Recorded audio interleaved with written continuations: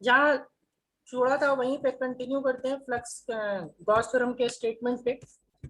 ये हमारा Gauss theorem का दो स्टेटमेंट बताया, ठीक है।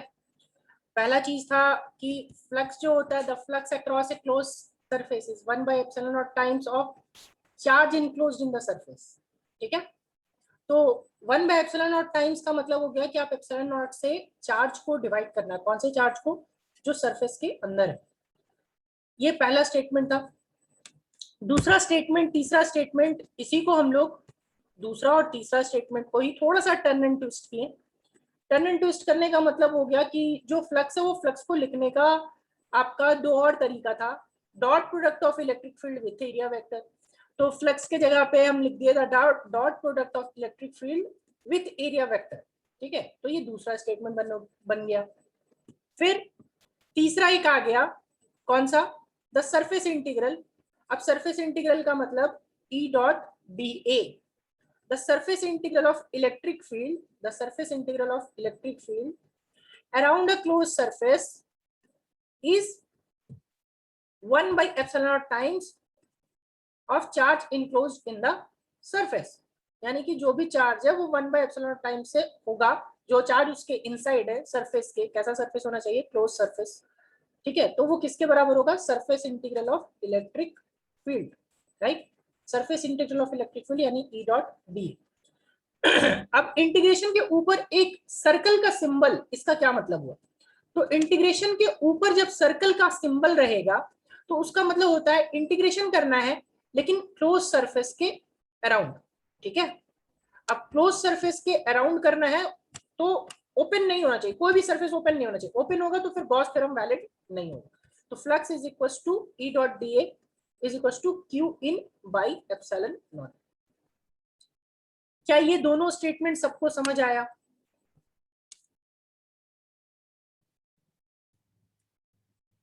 Is it clear to everyone? दो, एक्चुअली दो नहीं, ये तीन है। एक डॉट प्रोडक्ट वाला, एक सरफेस इंटीग्रल वाला और एक फ्लक्स वाला, तीनों का मतलब एक ही चीज है। तो यही था हमारा गॉस थ्योरम। अब गॉस थ्योरम अगर ओपन रहेगा तो ओपन रहने पे हम लोग फिर गॉस थ्योरम लगा नहीं सकते। इंटीग्रेशन होगा वो नॉर्मल इंटीग्रेशन भी कर सकते हैं, ठीक है। नॉर्मल इंटीग्रेशन रहेगा, क्लोज वाला इंटीग्रेशन नहीं रहेगा सिंबल। बट अगर क्लोज सरफेस नहीं रहा, ओपन सरफेस रहा, तो ओपन सरफेस में इन दैट केस हम लोग गॉस थ्योरम नहीं लगा पाएंगे। Gauss theorem is valid only for close surfaces, ठीक है। ध्यान रखना इस बात को।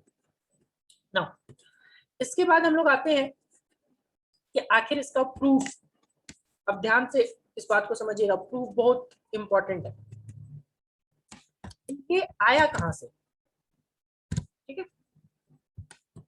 तो ये प्रूफ जानना बहुत जरूरी है। सबसे पहले हम लोग क्या करते हैं ना, कि मान लो एक स्फीयर ले लिया, ठीक है।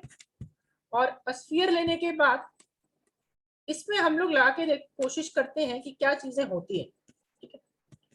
देखो एक स्फीयर लिया तो इसका फिर से सबसे पहले बोर्ड के लिए कर रहे हैं हम लोग इसको, तो स्टेटमेंट लिखना तो मस्ट है।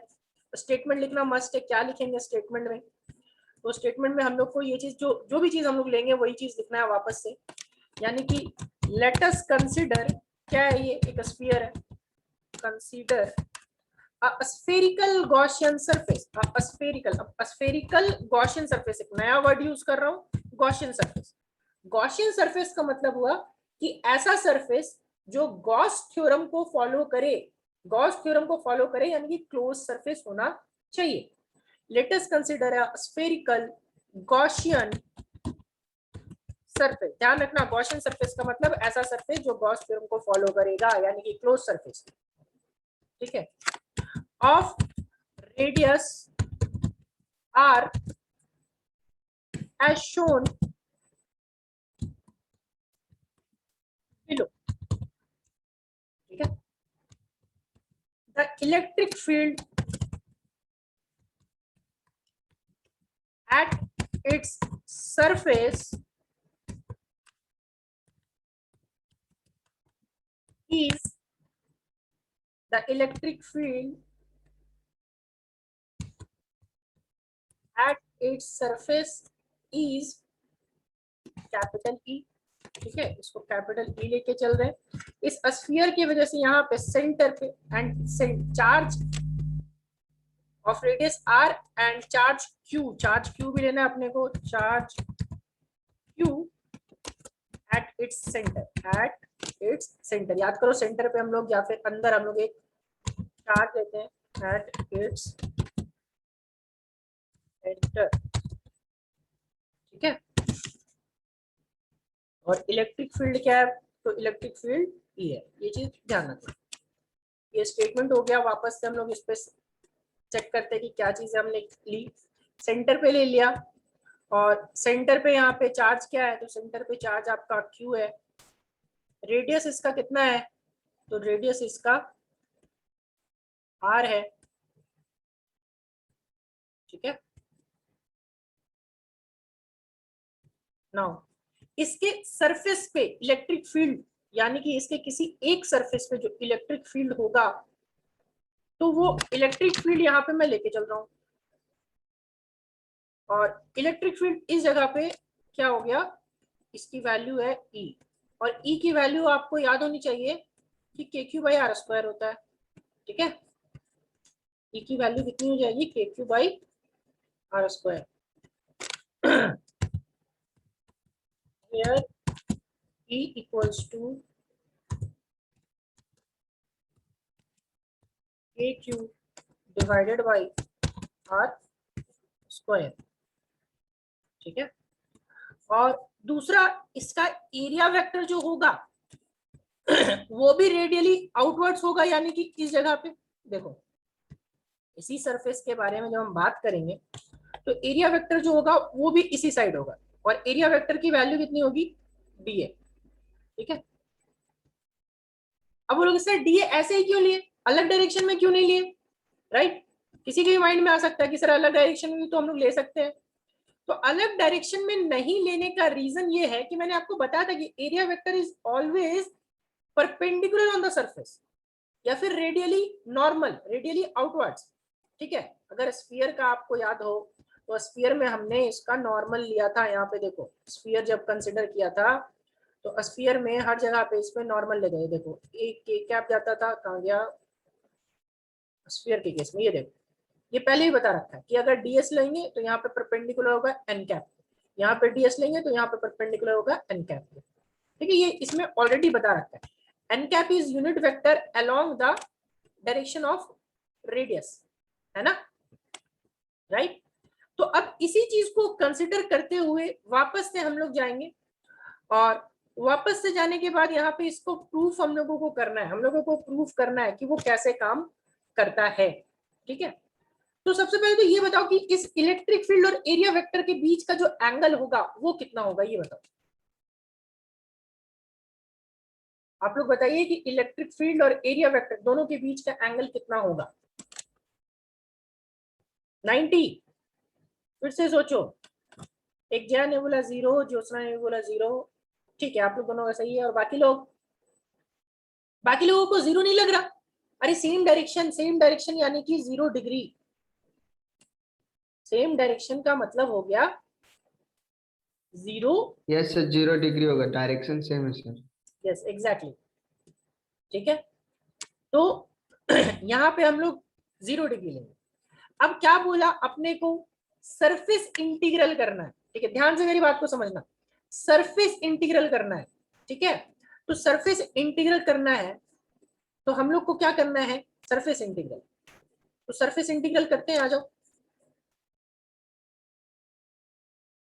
The surface integral is given by, अब सरफेस इंटीग्रल हम लोग को लेके आना है एक्चुअली क्या, Q/ε0। तो the surface integral is given by, किससे दिया जाएगा भाई, तो सरफेस इंटीग्रल की वैल्यू होगी E.ds, राइट। यहाँ पर क्या लिखेंगे देखो, तो E.da इंटीग्रेशन, क्लोज सरफेस ले रहे ना, क्योंकि क्लोज स्फीयर एक क्लोज सरफेस है, तो ये आ जाएगा E और डॉट da, तो E.da का वैल्यू यानी कि ई डॉट डी ए का वैल्यू, तो ई डॉट डी ए आपको पता है ऑलरेडी कि E D A cos theta होता है, और थीटा का वैल्यू आप लोगों ने ऑलरेडी निकाल रखा है कि 0 डिग्री। तो ई डॉट डी ए करना है, तो ई डॉट डी ए की वैल्यू कितनी हो जाएगी, ई डॉट डी ए की वैल्यू हो जाएगी E D A cos theta, और कॉस थीटा यानी कि कॉस 0 डिग्री, ठीक है, कॉस 0 डिग्री, कॉस 0 की वैल्यू 1, तो सिर्फ और सिर्फ बचेगा ई डॉट ई और इंटू डी ए, क्या बच जाएगा ई डी ए, ठीक है, इंटीग्रेशन में, क्लोज इंटीग्रेशन में क्या बचेगा ई डी ए। देखो अब ई डॉट डी ए, तो ये डी ए। अब एक बात बताओ, आइसक्रीम अगर ये स्फीयर है, ठीक है, तो इस स्फीयर का याद करो, मैंने इंटीग्रेशन, सरफेस इंटीग्रेशन ऑलरेडी एक बार बताया, आपको बताया था कि अगर छोटे छोटे स्कूप्स जिससे आइसक्रीम निकालते हैं हम लोग, अगर इस पूरे स्फीयर से छोटे छोटे स्कूप्स निकाले जाए, स्कूप्स यानी कि उसको एक चम्मच के टाइप से जो आता है ना जिससे हम लोग निकालते हैं, अगर उसको निकाले धीरे धीरे, तो स्टार्टिंग में ये एरिया जो होगा वो 0 होगा, और फाइनल जो एरिया होगा वो सरफेस एरिया होगा किसका, स्फीयर का। ये आपको याद होना चाहिए, मैंने पहले इसको इसीलिए करवाया था, आज के दिन के लिए ही ये बताया था। यहाँ पे ये देखो डीएस था, डीएस को हम लोग इंटीग्रेट किए थे कहां से कहां, 0 से 4 पाई आर स्क्वायर। सबको रिकॉल करो, ये चीज ऑलरेडी बता रखा है यहाँ पे कि अगर हम लोगों ने किसी एक स्कूप, ये स्फीयर रहेगा, और स्फीयर का आपको एरिया वेक्टर निकालना हो, तो एरिया वेक्टर निकालना हो डीएस के फॉर्म में, इंटीग्रेशन के फॉर्म में, तो डीएस को इंटीग्रेट करते हैं 0 से 4 पाई आर स्क्वायर। तो हमने कुछ फर्क नहीं किया है, सिर्फ सरफेस एरिया को एस से डिनोट करने की जगह यहाँ पे डीए लिखा है। आप चाहो तो वापस से डीएस भी लिख सकते हो, और डीएस को इंटीग्रेट करोगे कहां से कहां बाबू, 0 से 4 पाई आर स्क्वायर। क्यों 0 से 4 पाई आर स्क्वायर, क्योंकि 0 अगर ये पॉइंट बन जाएगा, ये स्फीयर पॉइंट बन जाएगा, तो उसका पॉइंट का कोई एरिया, सरफेस एरिया नहीं होता, वो एरिया कवर नहीं करता। और अगर स्फीयर बन गया, कंप्लीट स्फीयर लेंगे, तो कंप्लीट स्फीयर लेने का मतलब कि उसका कंप्लीट एरिया, और कंप्लीट एरिया एक स्फीयर का क्या होता है 4 पाई आर स्क्वायर, ठीक है। तो हम लोग को वहां पे भी सेम जो अभी स्टेटमेंट ले रहे हैं, इस जगह पे भी हम लोगों को क्या करना है, इंटीग्रेट करना है 0 से 4 पाई आर स्क्वायर तक। तो लिमिट पुट करेंगे 0 से 4 पाई आर स्क्वायर, ठीक है, 0 से 4 पाई आर स्क्वायर। अब इलेक्ट्रिक फील्ड तो कांस्टेंट रहेगा, तो इलेक्ट्रिक फील्ड की वैल्यू बाहर आ जाएगी। इलेक्ट्रिक फील्ड की वैल्यू अगर आप बाहर निकालो, ठीक है, तो E dot D this will be equal to, E को बाहर ले आओ, इंटीग्रेशन कर लो डीए का कहां से कहां, तो 0 से 4 पाई आर स्क्वायर। अब आप लोगों को याद होगा dx का इंटीग्रेशन क्या होगा, ओनली dx, बताओ, अगर सिर्फ dx रहता तो dx का इंटीग्रेशन क्या लिखते,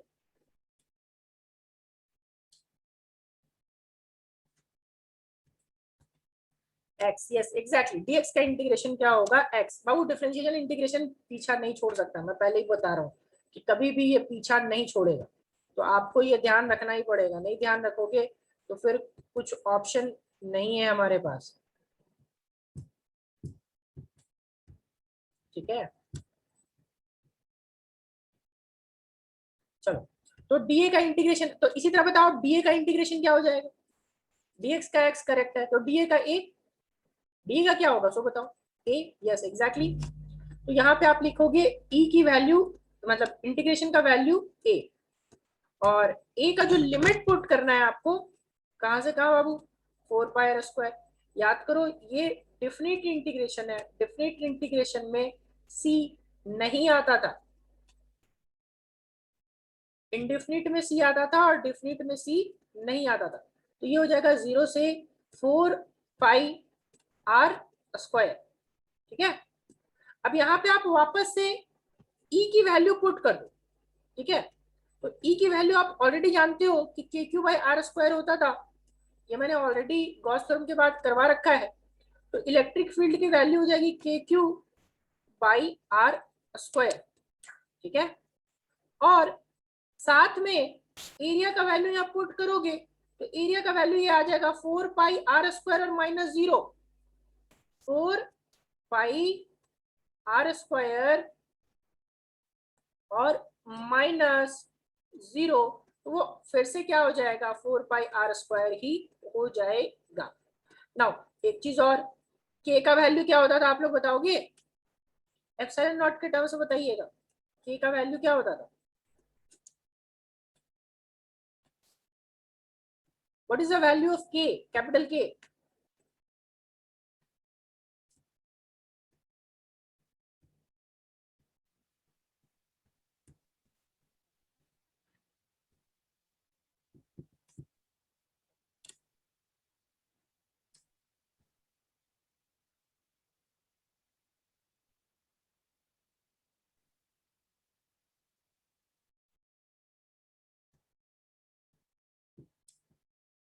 बताइए।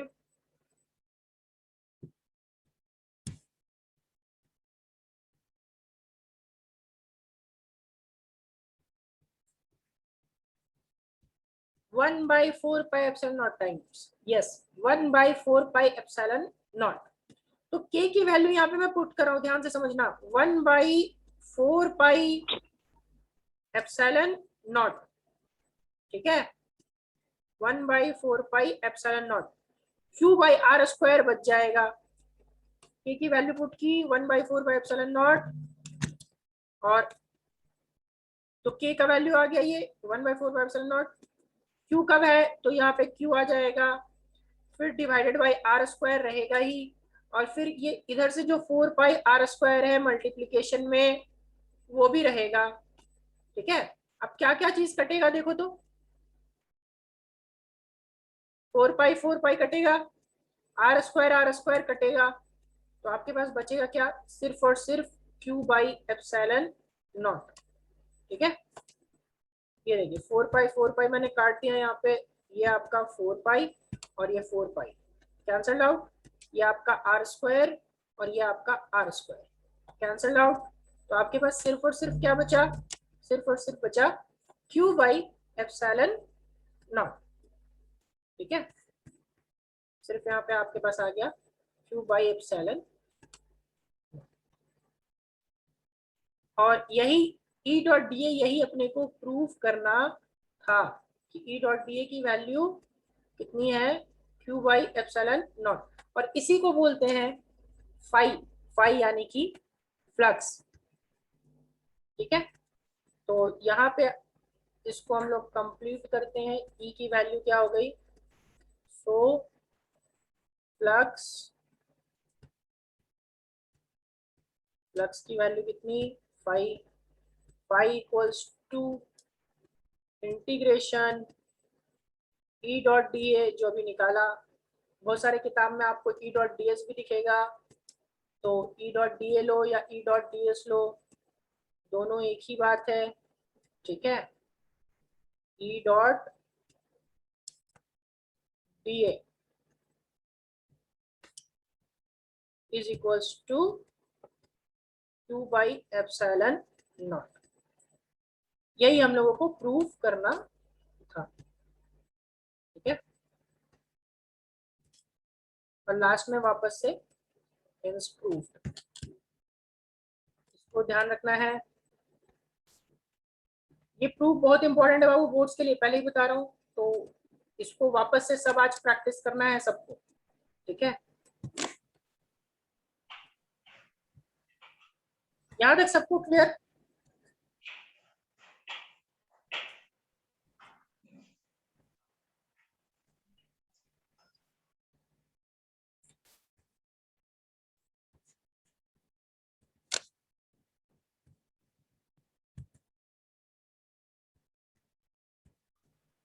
क्या यहाँ तक सबको क्लियर है?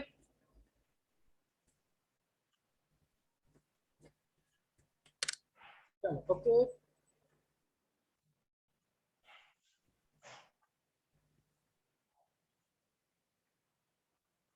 चलिए यहाँ पे किसी को कोई डाउट है तो पूछिए, अदरवाइज मेरे तरफ से क्लास में आज इतना ही, बाकी हम लोग कल कंटिन्यू करेंगे।